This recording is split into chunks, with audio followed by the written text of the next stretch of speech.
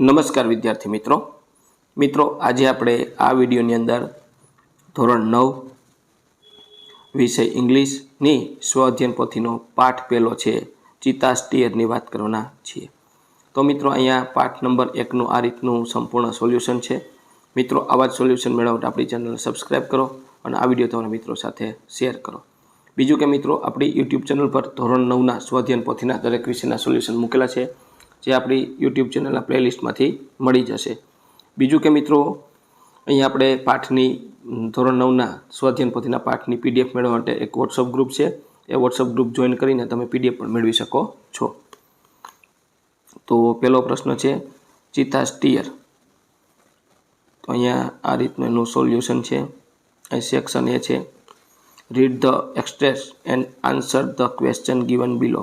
અહીંયા તમારે ફકરો વાંચી અને આ રીતના પ્રશ્ન જવાબ લખવાનો છે। વોટ ડીડ હી સી અને હુ એન્જોય ધ મીલ। બરાબર, તો ભોજનનો આનંદ, તો ચિત્તાસ 2 કપ્સ એન્જોય ધ મીલ। ચિત્તાના 2 બચ્ચા છે એને ભોજનનો આનંદ લીધો। ત્યાર પછી બીજો ફકરો છે, બરાબર, એના આધારે આપણે પ્રશ્ન જવાબ લખવાના છે। ત્રીજો, ચોથો અને પાંચમો એના પ્રશ્ન જવાબ અહીંયા આ રીતના છે।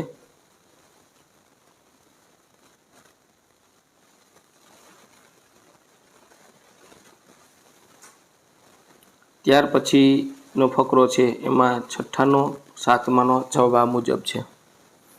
The mother cheetahs return after some time she didn't find her cubs then see. બરાબર, એનો જવાબ છઠ્ઠાનો અને 7માનો। ત્યાર પછી 8માનો 9માનો જવાબ આ મુજબ થશે। અહીંયા મિત્રો 8માનો જે જવાબ અધૂરો રહ્યો છે નીચે આપણે લખ્યો છે અહીંયા અધૂરો જવાબ।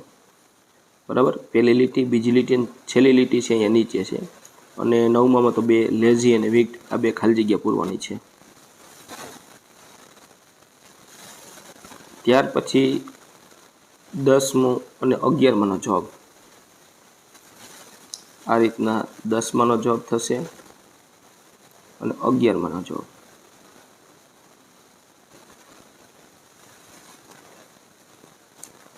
ત્યાર પછી write the following sentence are true and false. એ સાચું ખોટું કહે છે। 12મું છે એ ખોટું છે, ફોલ્સ। 13મું ટ્રુ, 14મું ફોલ્સ, 15મું ફોલ્સ, 16મું ટ્રુ, 17મું ટ્રુ, 18મું ટ્રુ અને 19મું ટ્રુ।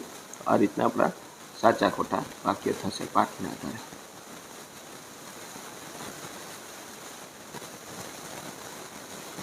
ત્યાર પછી અહીંયા એક આપણે ફકરો લખવાનો છે, બરાબર, ઇન યોર વર્ડ્સ, તમારા શબ્દમાં ફકરો લખો। આ રીતનો ફકરો આવશે।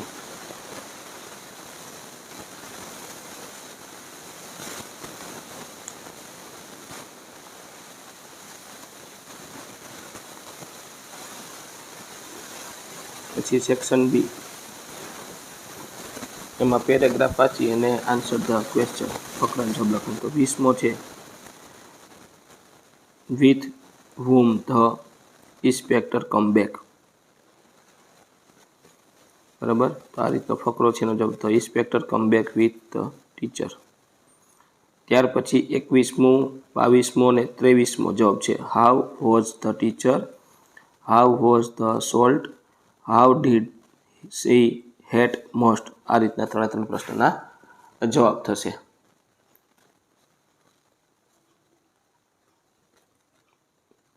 ત્યાર પછી study pie chart and answer the question. આ પાઈ ચાર્ટ વાંચવાનો છે।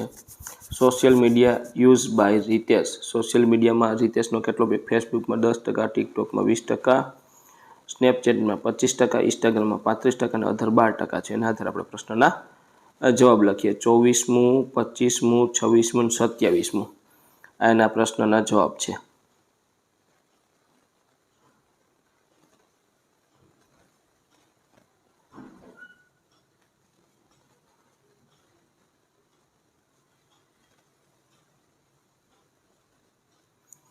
ત્યાર પછી અહીંયા interview, read the interview and answer the question. આ ઇન્ટરવ્યૂ વાંચીને પ્રશ્નના જવાબ લખવાના છે।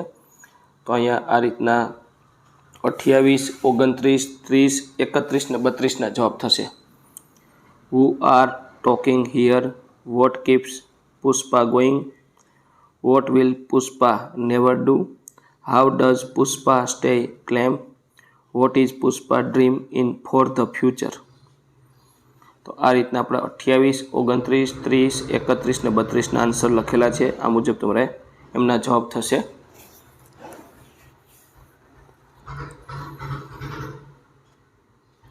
ત્યાર પછી અહીંયા વિકલ્પ પસંદ કરવાનો છે. 33માં સી વિકલ્પ આવશે, ખાલી જગ્યામાં લખવાનો છે. 34માં સી વિકલ્પ આવશે, ખાલી જગ્યામાં લખવાનો છે. 35માં એ વિકલ્પ આવશે, એ ખાલી જગ્યામાં લખવાનો છે. ત્યાર પછી અહીંયા 36માં બી વિકલ્પ આવશે, એ ખાલી જગ્યામાં લખવાનો છે. 37માં સી વિકલ્પ આવશે, એ પણ તમારે ખાલી જગ્યામાં લખવાનો છે. ત્યાર પછી 38મો અહીંયા કોષમાં આપેલા શબ્દો છે એનો ઉપયોગ કરીને ખાલી જગ્યા પૂરવાની છે. સ્ટ્રીમ, લેફ્ટ અને ફેલ, આ રીતના જવાબ આવશે.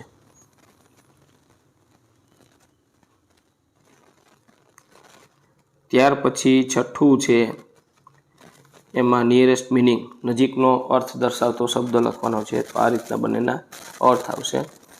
ત્યાર પછી 42મું છે, કન્જક્શનથી તમારે વાક્ય જોડવાના છે. 42, 43 ને 44 કન્જક્શનથી તમારે વાક્ય જોડે. બ્રેકેટમાં શબ્દ આપ્યા છે, સો એન્ડ બટ પહેલામાં, બીજામાં બીકોઝ, સો, ઓર, અને ત્રીજામાં એટલે કે 44માં બટ, સો એન્ડ, આ રીતના 3 વાક્ય તમારે અહીંયા કન્જક્શનથી જોડવાના છે. ત્યાર પછી અહીંયા પ્રશ્ન છે એ બનાવવાનો છે. તો 45મું છે, વાક્ય જોઈને પ્રશ્ન છે એ હુથી બનાવ અંડરલાઈન કરેલ છે, એટલે એમાં બી આવશે, who was present in meeting, બરાબર, બી. ત્યાર પછી 46માં આવશે ઇન ધ મોર્નિંગ, એટલે વેનથી પ્રશ્ન બનશે. અંડરલાઈન કરી છે શબ્દ કાઢીને વેનથી પ્રશ્ન બનાવવાનો, એટલે બી વેનથી. પછી સ્થળ બતાવ્યું છે, ટેમ્પલ ડેઇલી, તો સ્થળ માટે વેર શબ્દ વપરાય. Where does Kana go to daily.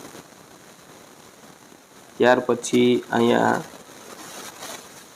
Right paragraph on my pet in about 75 words with the help point given.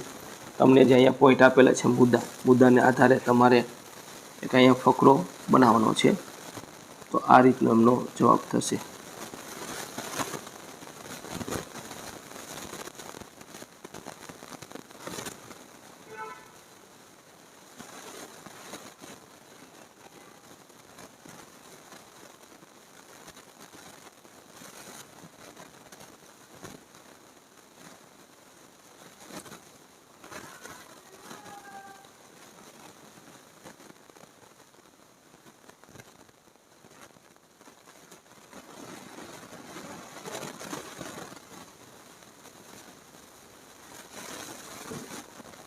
ત્યાર પછી 49મો છે, આ ચિત્ર જોઈને તમારે 10 વાક્ય લખવાના છે.